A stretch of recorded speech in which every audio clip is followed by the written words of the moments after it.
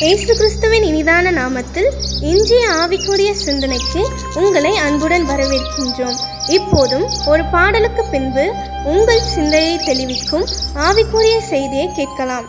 கட்டின வீடும் நிலம் பொருளும் கண்டிடும் ஊற்றார் உறவினரும், கட்டின வீடும் நிலம் பொருளும் கண்டிடும் ஊற்றார் உறவினரும், கூடுவிட்டு உன்னாவி போனா கூட உன்னோடு வருவதில்லை, கூடுவிட்டு உன்னாவி போனா கூட உன்னோடு வருவதில்லை, வருவாய் தருணமிதுவே அழைக்கிறாரே வல்ல ஆண்டவரே சுவந்தை.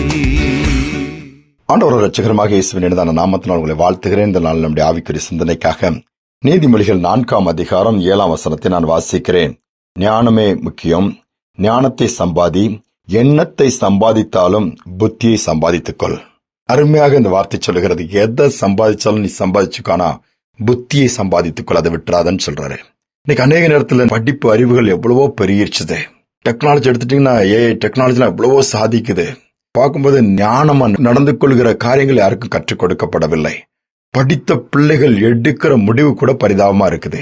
நல்ல மார்க் எடுத்திருக்கிறாங்க, ஏன் ஐஐடிலாம் நல்ல டாப் ஸ்கோரர் தான் போய் சேர முடியும், செலக்ட் ஆவாங்க. அங்கதான் சூசைடு அதிகமா இருக்குது. வேதத்துல நிறைய காரியங்கள் பார்க்கலாம். அநேக நேரத்துல எல்லாம் இருக்கும், ஞானம் இல்லாமல் போய்விடுவாங்க. சவுல் ராஜாவை தேவன் தெரிந்து கொண்டார், ஆனால் அந்த வார்த்தையை நிறைவேற்றக்கூடிய ஞானம் இல்ல. கடைசியில எல்லாவற்றையும் இழந்து தான் வாழ்க்கையை தானே கெடுத்துக் கொள்ளக்கூடிய நிலைமைக்கு போய்விட்டார். நம்முடைய வாழ்க்கை சற்று யோசித்து பார்ப்போம். சம்பாத்தியம், வேலை, பணம், பொருள் என்று சொல்லி வீடு ஓடிட்டே இருக்கிறோம். ஆனா புத்தியை சம்பாதிக்க மறந்துடுறோம். ஞானமா நடந்துக்க தெரியாம போயிருது. எல்லாம் இருக்குது, என்ன செய்யணும் தெரியலங்கிறாங்க. எல்லாம் இருக்குது, நிம்மதி இல்லைங்கிறாங்க. எல்லாருக்கும் பிள்ளைகள் எங்களோட இல்லைங்கிறாங்க. எல்லாம் அவங்களுக்காக தான் நாங்க சம்பாத்தியம் பண்ணோம். இன்னைக்கு அவங்களே போயிட்டாங்க. இன்னைக்கு அநேக பெரியோருடைய புலம்பல் அப்படி இருக்குது, பெற்றோருடைய நிலைமை அப்படி இருக்குது, பிள்ளைகளுடைய சூழ்நிலையும் போடதான் இருக்குது, சிறைப்பட்டு போறாங்க. இந்த நிலைமை கர்த்தர் மாற்ற விரும்புகிறார். எவ்வளவுதான் படித்தாலும் இந்த ஞானம் என்பது ரொம்ப முக்கியம். அது இருந்துச்சுன்னா அழகாக ஆண்டவர் அவர்களை நடத்த ஆரம்பிச்சிருவாரு. ஏன்னா ஞானம் புத்தகத்திலிருந்து கிடைக்காது, புத்தி புத்தகத்திலிருந்து கிடைக்காது, ஆண்டவரிடத்திலிருந்து வருகிற ஒன்று. நீதிமொழிகள் 1:7 அதை தான் சொல்கிறது. கர்த்தருக்கு பயப்படுதல் தான், அங்குதான் ஞானமே ஆரம்பமாகிறது. ஒரு சமயம் சிறு பிள்ளைகள் விளையாடிட்டு இருந்தாங்களாம். கொஞ்சம் ஒரு ஸ்கூல் படிக்கிற பசங்க பாலை எடுத்து விளையாடி கொண்டிருக்கும் நல்ல ஒரு ஆழமான குழி போய்விட்டது. அது யாரும் இறங்க முடியாது. ஆழ்துளை கிணறு மாதிரி இருக்க போர் அந்த இதற்கு போயிடுச்சு. குச்சை போட்டு குத்தி பாக்குறாங்க, எதை பாக்குறாங்க, ஒண்ணு வரல. அந்த பாலுடைய பையன் அழ ஆரம்பிச்சிட்டான். ஐயோ என்னுடைய பால் போயிடுச்சு, எங்க டேடி திட்டுவாங்கன்னு ஓண்டு அழுறான். சின்ன பசங்களாயிட்டே என்ன செய்துன்றே தெரியல. அதை வச்சு எடுத்துலாம். 1-2 பேர் சொன்னாங்க, சரி என்ன பண்ண, சைட்ல ஏதாவது தோண்டிடலாம், அப்படி பண்ணலாம். அந்த வழியா ஒரு பெரியவர் வந்தாரு, கொஞ்சம் வயதானவர் தான். என்ன பிரச்சனைன்னாரு. இந்த மாதிரி பால் உள்ள வந்துச்சு, இதுதான் எளிதா எடுத்துடலாமனா. எல்லாம் சிரிச்சாங்க. என்னடா அந்த பெருசு ஏதோ சொல்லுதுன்னு சொல்லிட்டு ஒரு 2-3 பாக்கெட்ல தண்ணி கொண்டு வர சொன்னாரு. தண்ணி எடுத்து உள்ள ஊத்துனாரு. அந்த பால் மேல மிதந்து வந்துருச்சு. எடுத்து கொடுத்துட்டு போயிட்டாரு. சின்ன காரியம். இந்த சின்ன காரியத்துக்கு சால்வ் பண்ண தெரியாம இன்னைக்கு லட்சக்கணக்கா பணத்தை செலவழிப்பாங்க, கோடிக்கணக்கா செலவழிக்கிறவங்க இருக்காங்க. சின்ன ஒரு காரியத்தை செஞ்சா போதும், பெரிய பிரச்சனையே சால்வ் ஆயிரும். ஆனா அது ஞானம் இருந்தால், புத்தி இருந்தால் தான் அதை தெரிந்து கொள்ள முடியும். கர்த்தர் அதை தான் சொல்லுகிறார், நீங்க அதை சம்பாத்தியம் பண்ணுங்க. அதைதான் இன்றைக்கு தேவைப்படுகிறது.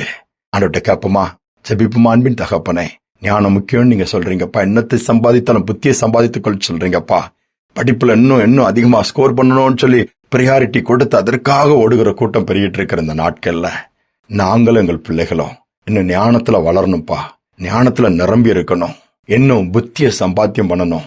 படிக்கிறது மட்டுமல்ல, எப்படி நடந்து கொள்ளணும், எப்படி இருக்கணும், உமக்கு எது பிரியம் எது பிரியம் இல்லாது தெரிந்து உமக்கு பிரியமானதை செய்ய எங்களுக்கு கற்றுக் கொடுங்கப்பா. தாவீது தான் சொல்ற, உமக்கு பிரியமானதை செய்ய கற்றுக் கொடுங்க. நீர்தான் என் தேவன் சொல்றது போல ஜெபத்தை கேட்கிற தேவன். அந்த கிருபை எங்கள் ஒவ்வொருவருக்கு தாங்க. அதை கேட்டுக்கொண்டிருக்க ஒவ்வொருக்கும் தாங்கப்பா. ஞானத்தில் குறைவுள்ளவனா இருந்தா சம்பூர்ணமாய் கொடுக்கிற தேவனிடத்தில் கேட்க கடவன், அப்பொழுது அது அவனுக்கு கொடுக்கப்படும் வாக்கு கொடுத்திருக்கீங்க. ஒவ்வொருவருடைய உன்னத ஞானத்தினால் நிரப்புவீராக, வழி நடத்துவீராக. சிறந்திருக்க பண்ணும் தாழ்த்தி ஒப்புக் கொடுக்கிறேன். துதிகனமை ஏற்றுக்கொள்ளும் இயேசுவின் நாமத்தில் பிதாவே, ஆமேன் ஆமேன். கர்த்தர் தமது ஞானத்தினால் நம்மை நிரப்புவார்.